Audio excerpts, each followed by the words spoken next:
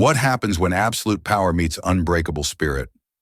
In the heart of New York City, at a restaurant where a single meal costs more than most people's rent, a titan of industry, a man who could buy and sell entire city blocks with a single phone call, unleashed his fury on a humble waitress over a spilled glass of wine. The entire room held its breath, expecting her to crumble, to be swept away like dust. But then she looked him dead in the eye, and with a voice barely above a whisper, she said one sentence, just one.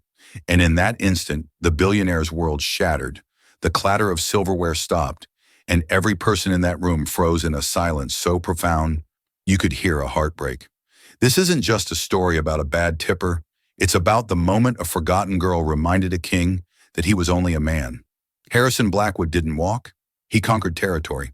Each step of his hand-stitched Italian leather shoes on the marble floor of his penthouse apartment echoed with the decisiveness of 1,000 boardroom victories. At 58, his hair was the color of steel, his face a roadmap of ruthless negotiations and sleepless nights, and his eyes were the color of a stormy sea, holding a depth of calculation that could unnerve even the most seasoned CEO. His empire, Blackwood Capital, was a hydra of modern commerce. Its tentacles wrapped around tech startups in Silicon Valley, real estate in Dubai, and shipping lanes in the South China Sea.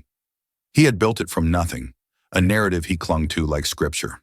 He was the son of a dock worker from Staten Island, a man who had clawed his way to the top of the glass tower that now offered him a god's-eye view of Manhattan.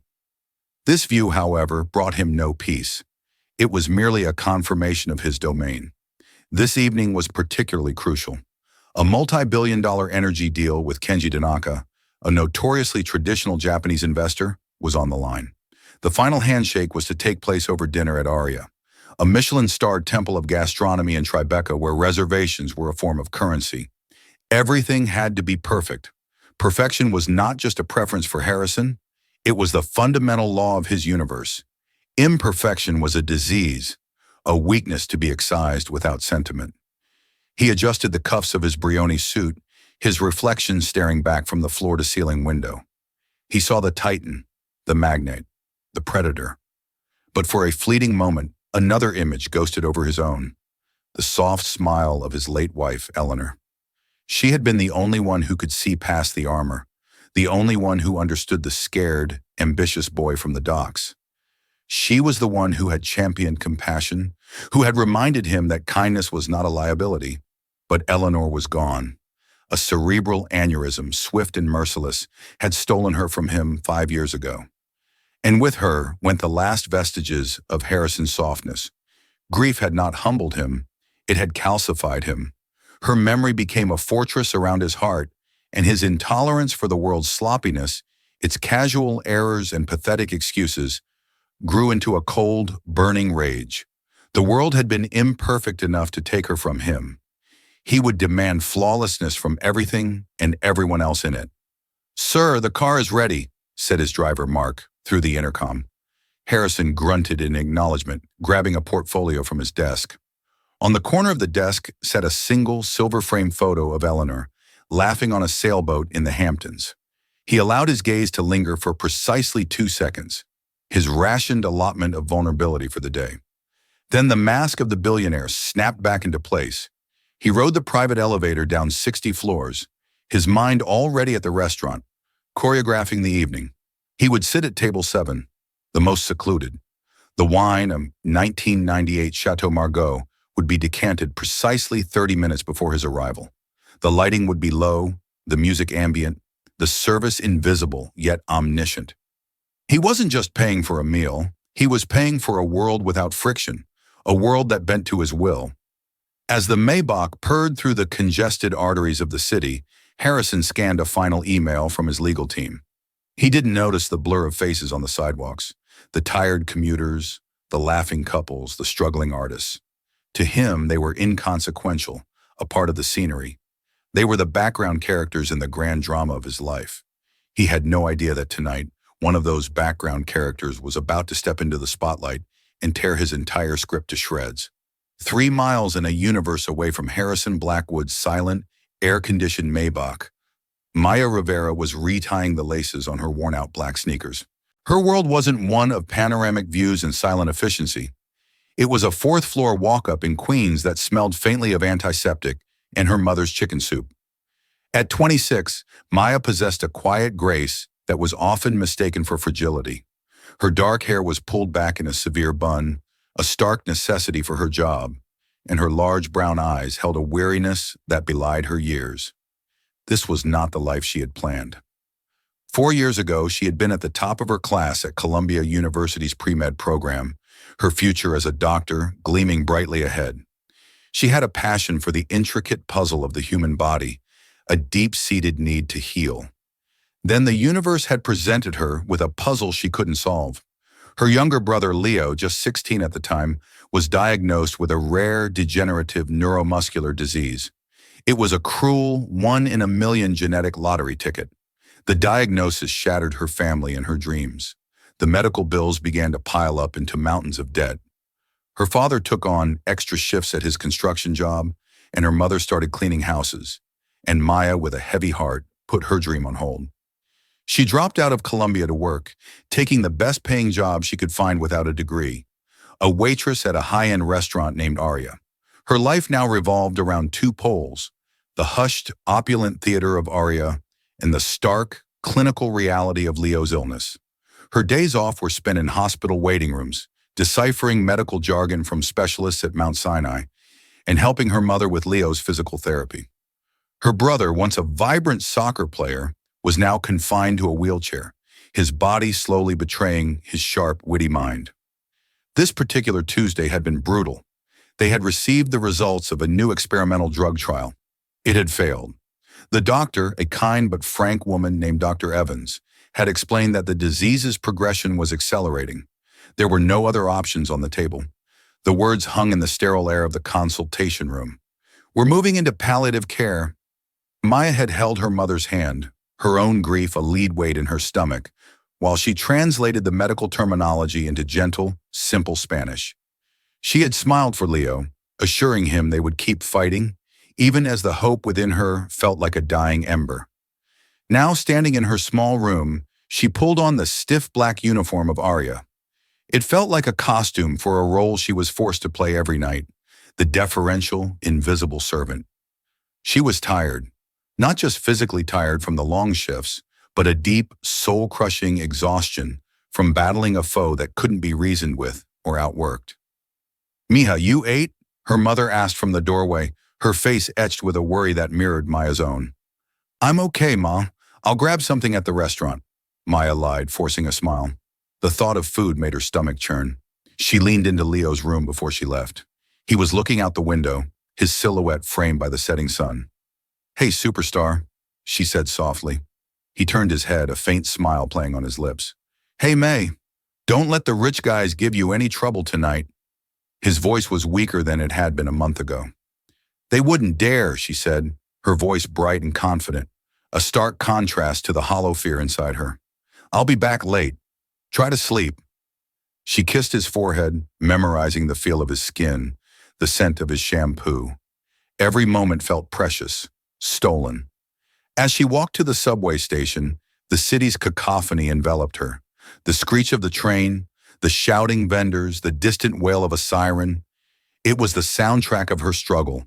Each step toward Manhattan felt like a step further away from her real life, her real purpose. At Aria, she would spend 8 hours catering to people who would spend more on a bottle of wine than her brother's monthly medication cost. Tonight, the injustice of it all felt sharper, more painful than ever before. She just had to get through the shift, smile, nod, and be invisible. That's all she had to do.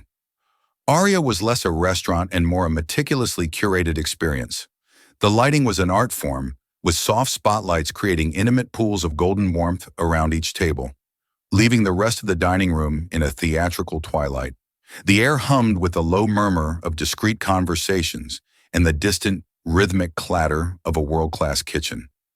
The scent was a complex symphony of truffle oil, fresh-baked bread, and the faint, clean aroma of starched linen. Maya moved through this world with a practiced economy of motion. She was a ghost in a black uniform, her face set in a mask of pleasant, professional neutrality. She refilled water glasses before they were empty, cleared plates with silent efficiency, and described the amuse-bouche with a soft, rehearsed elegance. It was a performance, and she was a seasoned actor. "Maya, you're on table 7, said David, the restaurant's perpetually stressed manager. His eyes darted around the room, constantly scanning for imperfections. "It's Harrison Blackwood. You know the drill. No mistakes. He's with a very important guest." Maya felt a familiar knot of anxiety tighten in her stomach. Harrison Blackwood. He was a regular but not a favorite. He was known among the staff for his cold demeanor, his impossibly high standards, and his habit of looking through you as if you were a pane of glass. He tipped well, but the emotional cost of serving him was always high. "Of course, David," she replied, her voice steady. She watched as Harrison Blackwood entered, Mr. Tanaka a step behind him. Blackwood commanded the room without raising his voice, his presence sucking the oxygen out of his immediate vicinity. He cut a path directly to table 7, his stormy eyes briefly sweeping over the room with dismissive appraisal. Maya took a deep breath, straightened her apron, and approached the table. "Good evening, Mr. Blackwood, sir. Welcome back to Aria." Harrison didn't look at her. He was focused on seating Mr. Tanaka, his movements smooth and commanding. He simply nodded, a curt, almost imperceptible dip of his chin. "The 98 Margot, you know what to do." "Of course, sir. It was decanted 40 minutes ago and is waiting," Maya said, her training taking over. For the next hour, she served them with flawless precision. She presented the wine, pouring a small amount for Harrison to taste, her hand perfectly steady. She explained the chef's tasting menu, answering Mr. Tanaka's polite questions with detailed knowledge of every ingredient's origin. She was invisible, just as he preferred. But tonight her mind was not fully in the hushed elegance of Aria. It was in a hospital room in Queens. Between trips to the kitchen, she would duck into the staff locker room, pull out her phone, and check for messages from her mother. The image of Leo's frail smile was seared into her mind. The doctor's words, palliative care, echoed in her head, a morbid counterpoint to the gentle, classical music of the dining room. She watched Harrison Blackwood charm Mr. Tanaka. He was a master of his craft, weaving anecdotes with business projections, his voice a confident baritone that never wavered. He spoke of legacy, of building empires that would last for generations. Maya felt a bitter taste rise in her throat. What was a legacy? A building with your name on it? A stock portfolio that could choke a small country? Her legacy, her only concern, was a young man in a wheelchair who just wanted to see one more summer. As she approached the table to clear their main course plates, she noticed it for the first time. A small, almost imperceptible tremor in Harrison Blackwood's left hand as he gestured to emphasize a point. It was a minute flutter of the fingers, a flicker of movement that most would dismiss as a stray nerve. But Maya wasn't most people. She had spent hundreds of hours reading medical journals, watching diagnostic videos, and observing patients in hospital waiting rooms. She had seen that exact tremor before, in an online support group video for families dealing with neuromuscular disorders. Her heart gave a strange, painful lurch. It was probably nothing, she told herself. A trick of the light. Stress. Too much caffeine. She forced the observation from her mind, a professional bearing a personal, unwelcome thought. She had a job to do. She reached for Harrison's empty plate, her movement smooth and silent. The deal was closing. Harrison could feel it. Mr. Tanaka was smiling, his initial Japanese reserve melting away under the combined influence of the exquisite food, the flawless Chateau Margaux, and Harrison's calculated charisma. They were discussing the final signing protocols, the culmination of 6 months of aggressive negotiation. Victory was a taste Harrison savored, and it was on the tip of his tongue. It was time for the final flourish, a celebratory toast with a rare Japanese whiskey that Harrison had personally arranged for the restaurant to procure. As Maya approached the table with the whiskey and a new set of crystal glasses on a silver tray, a young busboy, new and nervous, rushed past her from the other side, laden with a stack of dirty dishes. He misjudged the distance, his elbow clipping the edge of Maya's tray. The collision was minor, a slight jostle, but it was enough. The bottle of whiskey remained upright, but one of the heavy crystal glasses toppled, and a half-full glass of the deep blood-red Margaux, left over from the main course, tipped over. It shattered on the floor, but not before splashing a perfect, damning arc of red across the pristine white tablecloth, stopping just inches from Mr. Tanaka's sleeve. The sound of the shattering glass was like a gunshot in the serene dining room. Conversation ceased. Heads turned. David, the manager, looked as if he'd been struck by lightning. For a moment, there was only the spreading stain on the linen. To anyone else, it was an accident, an unfortunate but minor mishap. To Harrison Blackwood, it was a declaration of war. The red on the white, it was the same shocking splash of color on a pristine surface. He was instantly transported back 5 years, to a sterile, white hospital room, to a doctor's white coat, to the sudden, horrific nosebleed that had been the first sign of Eleanor's aneurysm rupturing. The world narrowing to a single, terrifying red stain on a white pillow. Chaos erupting from order. The universe's sloppiness, its brutal imperfection, stealing his world. All the grief, the rage, the tightly controlled frustration he'd harbored for 5 years erupted like a volcano. His carefully constructed mask of charming control disintegrated. He shot up from his chair, his fist slamming down on the table, making the remaining glasses jump. "You incompetent fool!" he roared, his voice cracking like a whip through the silent restaurant. He wasn't yelling at the busboy, who had frozen in terror. His furious, blazing eyes were locked on Maya. "Look at this! Look what you've done! Is this what I pay for?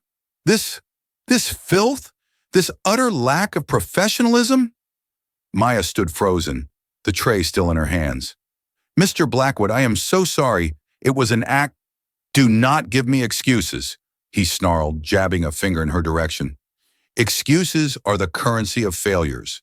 I am trying to conduct a multi-billion-dollar deal here, and I have to be subjected to this level of pathetic clumsiness?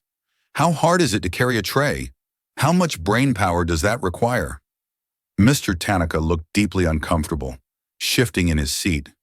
Diners at other tables were staring, whispering. David was now rushing over, his face pale and beaded with sweat. "Mr. Blackwood, sir, I am so sorry. This is inexcusable. The restaurant takes full responsibility." Harrison waved him away with a contemptuous flick of his wrist, his gaze never leaving Maya. "You!" he seethed, his voice dropping to a menacing personal hiss. "You people are all the same. You drift through life with no ambition, no care, no concept of excellence. You provide a service you can barely comprehend for people you will never become. You are a disposable cog in a machine you couldn't possibly understand." He took a step closer, invading her space. Maya could smell the expensive wine on his breath. His words were not just angry, they were cruel, designed to strip her of her dignity, to annihilate her. "What do you even contribute? You bring food, you take plates, you spill wine. A trained monkey could do your job. You are worthless."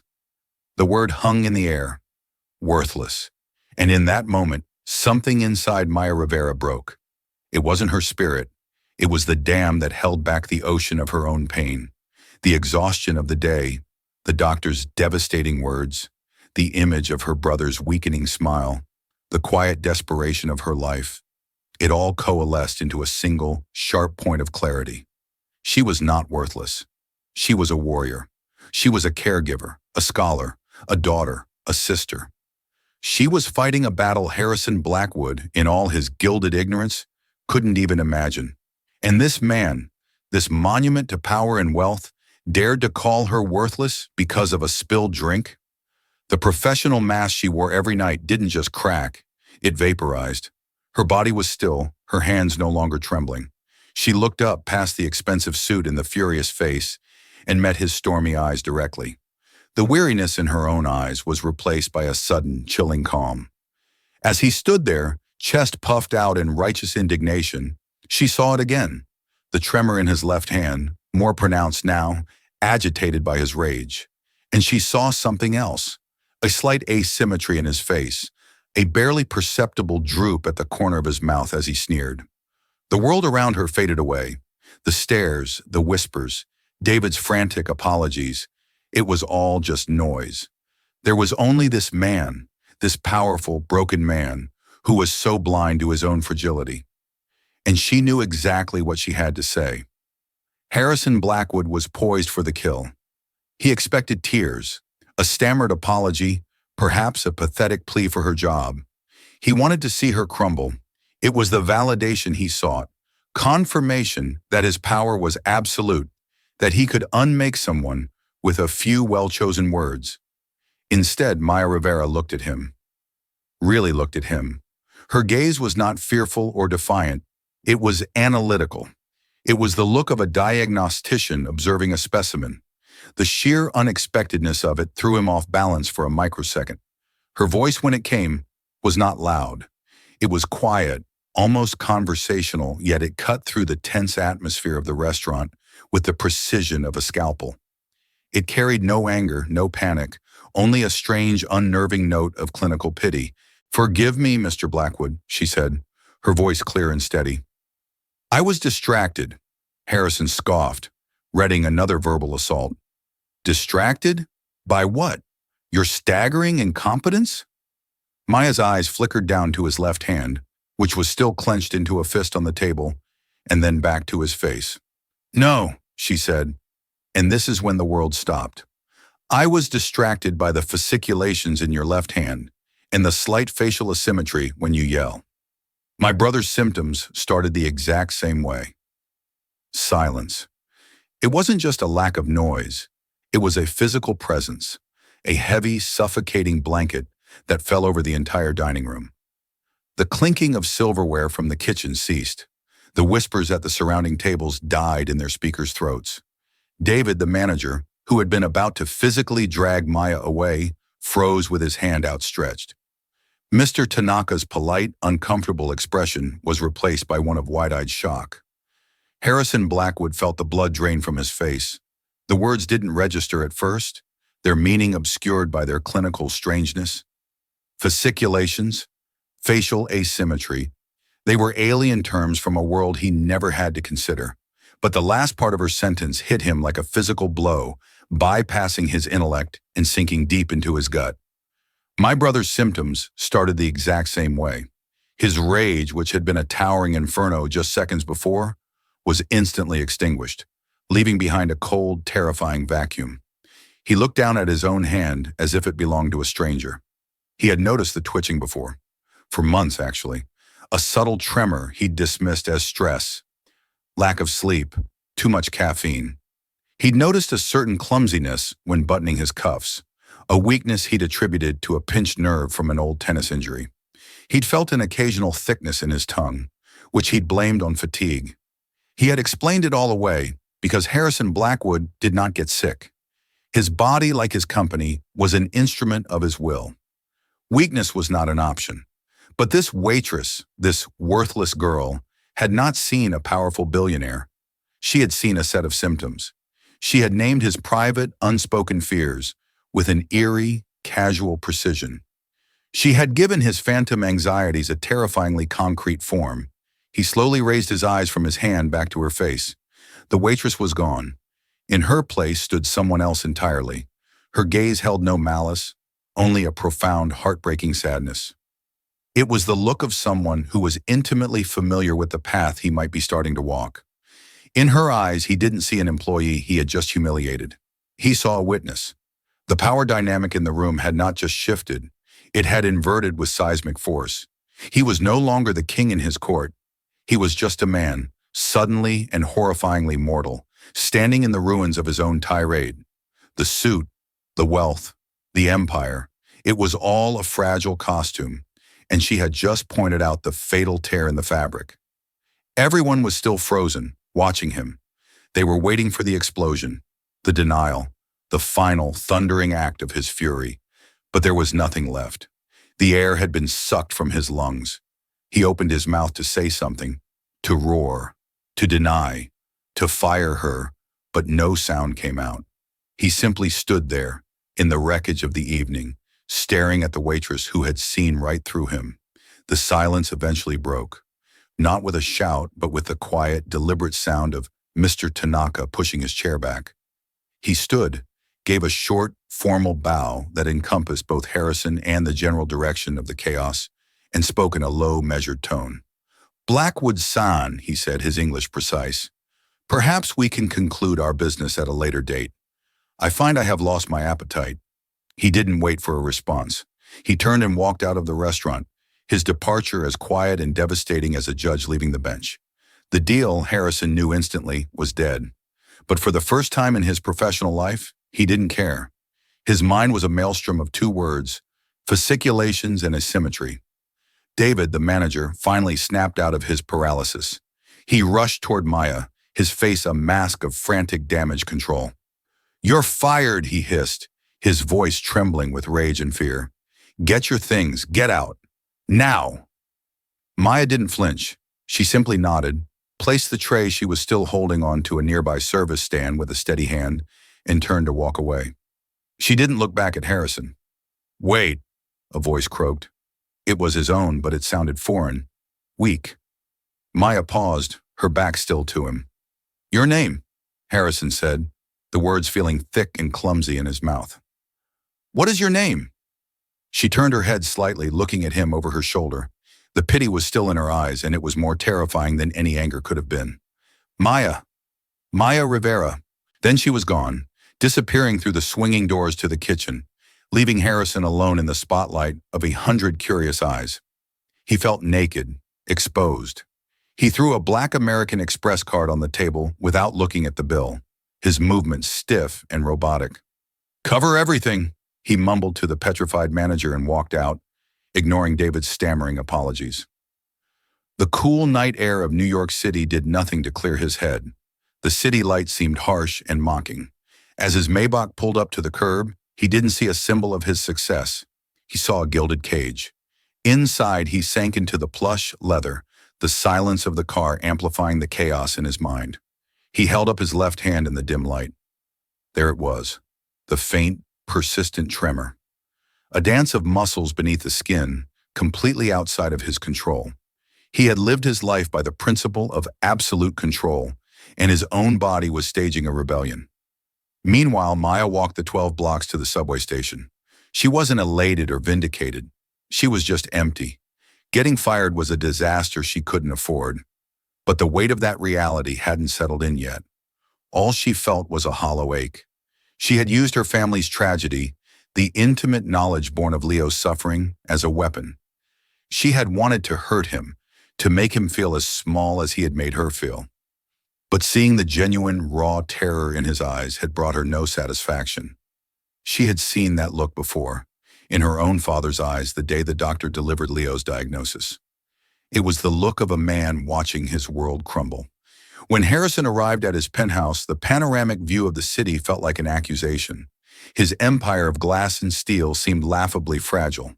He went straight to his office and, with a trembling hand, typed "fasciculations, facial asymmetry" into the search bar. The results filled the screen.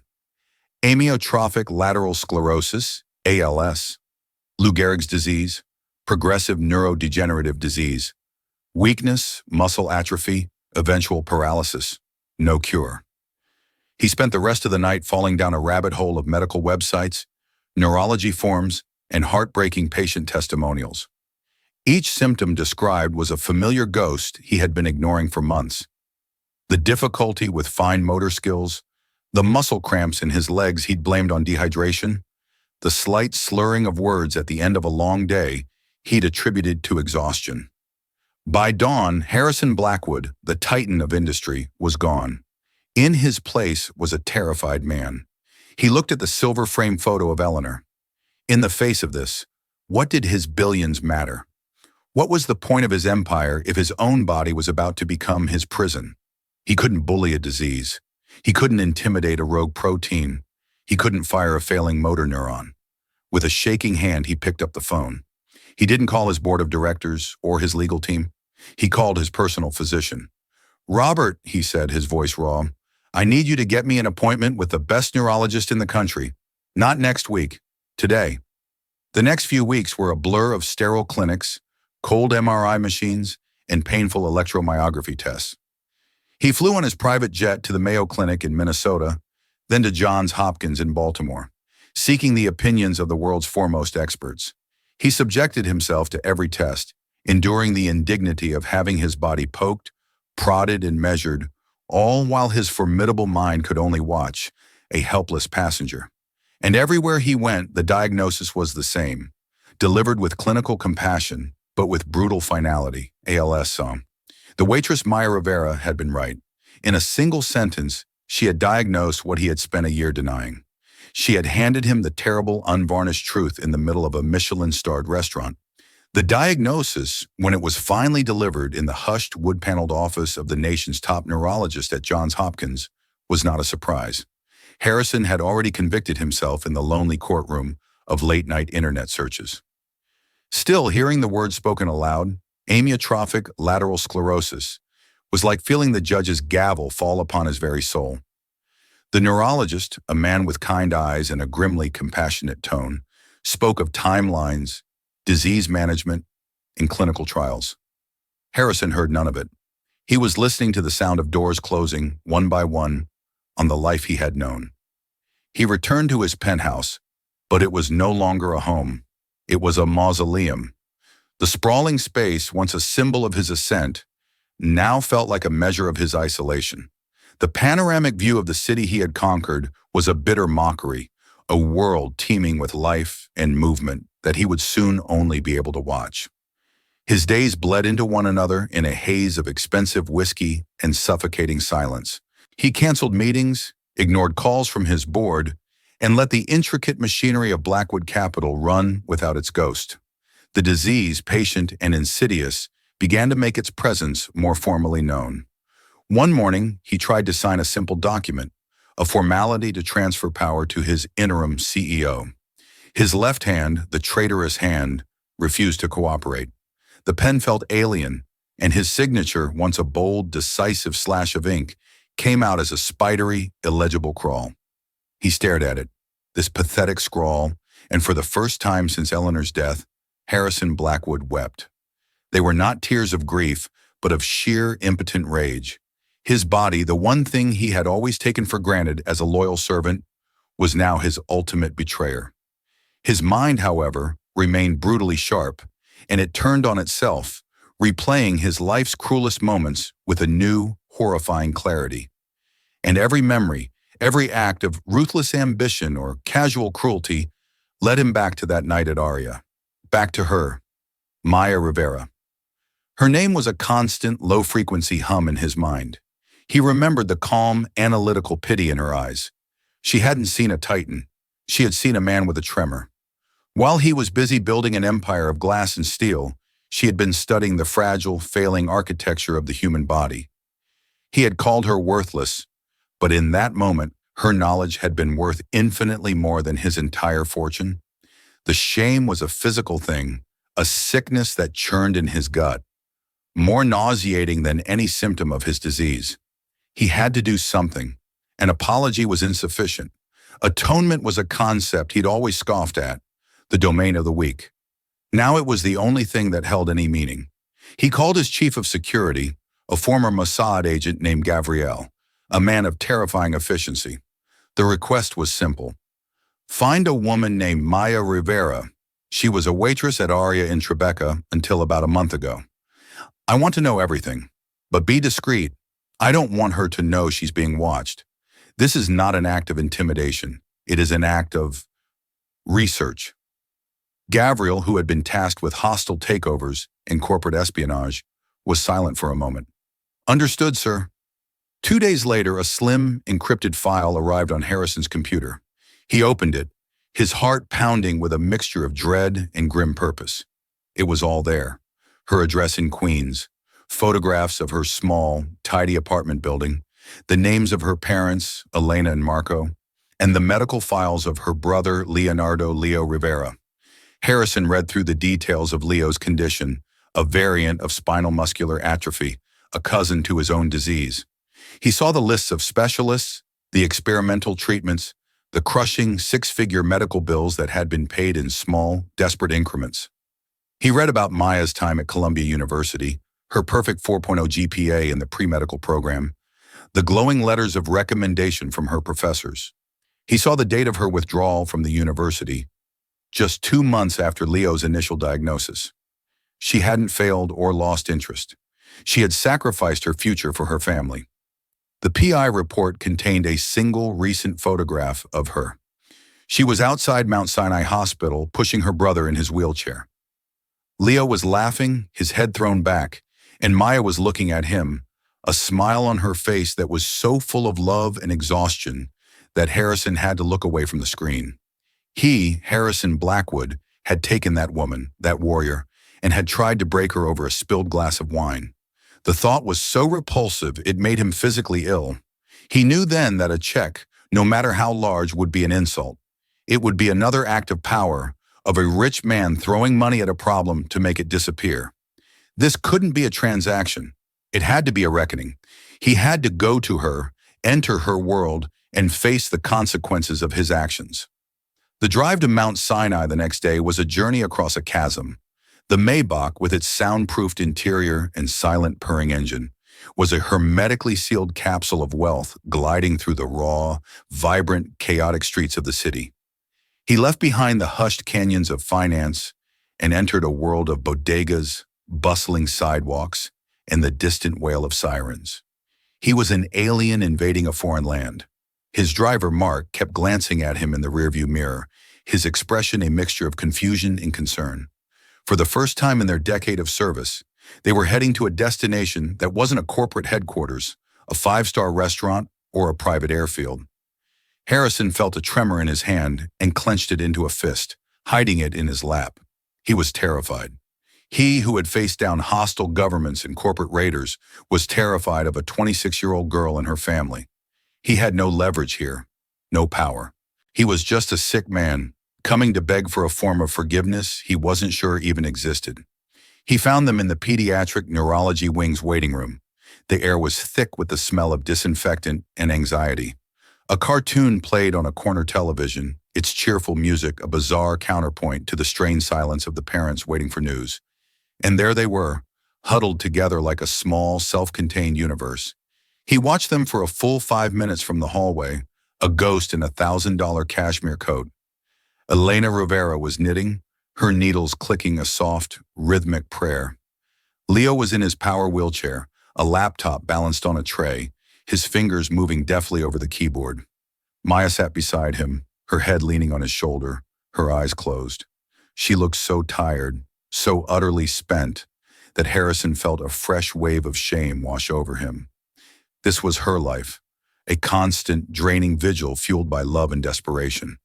He took a deep, shuddering breath, the kind a man takes before stepping onto the gallows, and walked into the room. "Miss Rivera?" His voice was lower than he intended, rough with disuse. Maya's eyes snapped open. They went from sleepy to alert to wide with disbelief and alarm in the space of a second. She sat up straight, her body instantly forming a protective shield around her brother. Leo looked up from his laptop, his brow furrowed in confusion. Elena Rivera stopped knitting, her hands freezing mid-stitch. "Mr. Blackwood," Maya said. Her voice was cold, flat, and devoid of any of the deference she had shown at the restaurant. "What are you doing here? Are you following us?" The accusation stung, mostly because it was partially true. "No, not like that," he stammered, feeling clumsy and foolish. "I came to find you. I needed to speak with you." Leo wheeled his chair forward slightly, his eyes sharp and intelligent, sizing Harrison up. "Maya, who is this?" "He's no one, Leo," Maya said, her gaze locked on Harrison, daring him to contradict her. "That's not true," Harrison said, forcing himself to meet her stare. "I am the man who humiliated your sister in public for doing her job. I am the man who said things to her that were vile and unforgivable." He looked from Maya to her mother and brother. "And I came here today to apologize to all of you." He took a step closer, his hands held open at his sides, a gesture of surrender. "What I did was monstrous. There is no excuse for my behavior. I was arrogant, cruel, and completely blind to everything. The words I used, calling you worthless, it was a reflection of a sickness in my own soul, not of you. I hope though I don't expect that you can find it in you to forgive me." The silence that followed was heavy and profound. Maya's expression was a mixture of stone and turmoil. She had likely replayed that night in her head 100 times, imagined 100 different confrontations, but this quiet, broken apology in a hospital waiting room was clearly not one of them. It was Leo who broke the silence. "So you tracked my sister down to a hospital to apologize? A simple, 'I'm sorry' card wouldn't do?" The question was sharp, laced with the cynicism of a teenager who had seen too much of the world's harshness. "No," Harrison said, turning his attention to the young man. "It wouldn't. Because what I did requires more than a simple apology. It requires restitution." Maya scoffed, a bitter, humorless sound. "Restitution? Are you here to offer me my job back, Mr. Blackwood? Because I think we can both agree that ship has sailed. Or are you going to offer me money to make yourself feel better?" "Maya," her mother cautioned gently, placing a hand on her arm. "No, Ma," Maya said, her voice trembling with suppressed emotion. "He doesn't get to just walk in here, into our lives, and think he can fix what he broke with his checkbook." "You're right," Harrison said quietly, and the simple agreement seemed to surprise her into silence. "You are absolutely right. Money is an anesthetic for the wealthy. It numbs their guilt. That's not why I'm here." He paused, gathering the last of his courage. "I'm here because you saw something in me that night that I had been refusing to see in myself. You were right, Maya, about my diagnosis." He saw the shift in her eyes. The hard, protective anger softened, replaced by a dawning, reluctant comprehension. The clinical observer she had once been reemerged. "I have ALS," he said, the words tasting like ash in his mouth. "The fasciculations, the weakness. It all started the same way."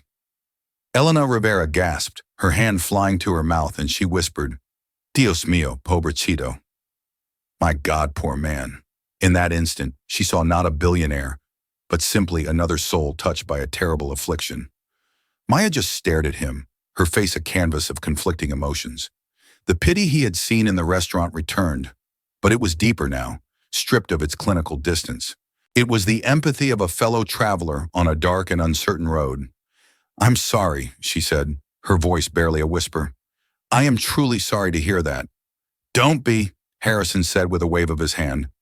"This disease, as terrible as it is, has given me one thing my wealth never could: clarity. I've spent my entire life building an empire of things, buildings, companies, assets, a legacy of stone, and I realize now it means nothing. It will all be carved up and sold off by people who never knew me. A real legacy is what you do." He gestured around the waiting room. "It's this. It's the fight. It's the sacrifice you made, giving up your own future for your brother." He walked over to an empty chair and placed a thick, leather-bound portfolio on it. "I am liquidating a significant portion of my assets. I'm starting a foundation. It will be endowed with an initial $500 million. Its sole mission will be to fund the most promising, cutting-edge research into rare neuromuscular diseases, specifically SMA and ALS, and to provide direct, comprehensive financial grants to families so they don't have to choose between their home and their child's life." Maya, Leo, and Elena looked at him, stunned. "A foundation is just a vault of money without a heart," Harrison continued, his voice gaining passion. "It needs a leader, someone who understands the science, who has lived the struggle, who has the fire and the compassion to direct its mission. It needs you, Maya." He looked her straight in the eye. "I want you to be its executive director. I will pay for you to complete your education at any institution you choose. Columbia, Harvard, Johns Hopkins. It doesn't matter. Finish your MD, get an MBA, whatever you need. The position will be waiting for you. You will have an unlimited budget, complete control, and a singular mandate to wage war on these diseases, to ensure that no other brilliant young student has to give up their dream, and no other family has to fight this battle alone." The room was silent save for the cheerful cartoon music and the soft hiss of Leo's oxygen tank. Tears were streaming down Maya's face, but they were no longer tears of anger or exhaustion. They were tears of disbelief. Leo looked at Harrison, his sharp eyes searching the older man's face. "Why?" he asked, his voice soft but clear. "Why us? Why my sister?" Harrison gave a sad, weary smile. "Because, Leo," he said, "your sister was the only person in the last 5 years to tell me the truth. Everyone else in my life tells me what I want to hear. She told me what I needed to hear, even though it was terrifying. That kind of courage, that kind of integrity, that's the person you build a legacy around." He hesitated for a moment, then added, "There's one more thing. The foundation needs a name. I thought it should be called the Eleanor and Leo Rivera Foundation." Maya's breath hitched. "Who is Eleanor?" "She was my wife," Harrison said, his voice thick with emotion. "She was the heart of my life. She believed in kindness above all else. She would have been horrified by who I had become, but she would have loved the woman you are." He looked at Leo. "Her name, for the spirit of the mission, and your name, Leo, and your family's name, Rivera, for the face of the fight." By joining their names, the wife he had lost to a cruel twist of fate, and the family who was fighting their own battle with such grace, he was building a bridge between his past grief and his future purpose. He was taking the two greatest tragedies of his life and trying to forge them into a single, powerful instrument of hope. Maya finally wiped her eyes, taking a deep, steadying breath. She looked at her brother, who gave her a slow, deliberate nod. She looked at her mother, who was smiling through her tears. She then looked back at the dying billionaire, who was offering her a chance not just to save her own family, but to save thousands of others. It wasn't forgiveness he was asking for anymore. It was a partnership. She started, her voice shaking. "I need to think about it. I need to talk with my family." She paused, then added, "But Mr. Blackwood, I will meet with your lawyers." It wasn't the resounding yes of a business deal, but it was more than Harrison had dared to hope for. It was a beginning, a fragile, tentative, but very real beginning. He nodded, a feeling of peace settling over him for the first time in years. "Thank you, Maya," he said. "That's all I can ask for." He turned and walked out of the waiting room, leaving the portfolio on the chair. He didn't look back. As he stepped into the sterile hallway, the tremor in his hands seemed a little less pronounced, the weight in his soul a little bit lighter. He was still a man with a death sentence, but for the first time, he felt like he was walking not towards an end, but towards a legacy. In the end, this wasn't a story about a billionaire and a waitress. It was a story about two people who were both handed a devastating diagnosis, one of the body and one of the soul. Harrison Blackwood's wealth couldn't protect him from his own mortality, and Maya Rivera's poverty couldn't diminish her immense worth. The sentence she spoke that night wasn't an insult, it was a mirror. It forced a man who only saw power and weakness to finally see a human being, starting with himself. Their journey reminds us that behind every face, whether it's in a penthouse suite or clearing a table, is a story of struggle and strength we know nothing about. It proves that one moment of true seeing, of genuine human connection, can change the entire trajectory of a life, turning a legacy of cold stone into one of profound compassion. If this story moved you, please take a moment to hit that like button. Share it with someone who might need to hear it, and don't forget to subscribe to our channel for more real-life stories that explore the incredible twists of the human heart. What did you think of Maya's response? Let us know in the comments below. Thank you for listening.